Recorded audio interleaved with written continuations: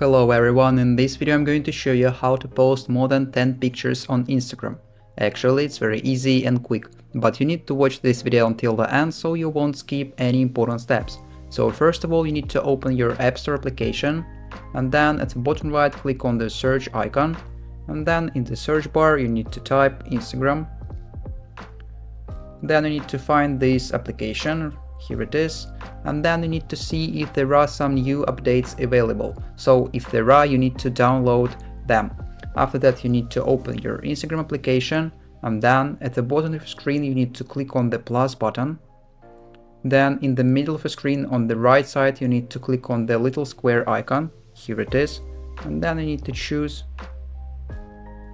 any photos you want.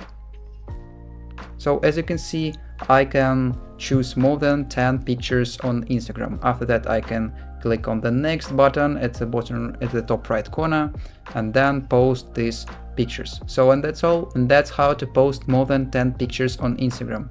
If you found this video useful, leave a like and subscribe to the channel. Thank you.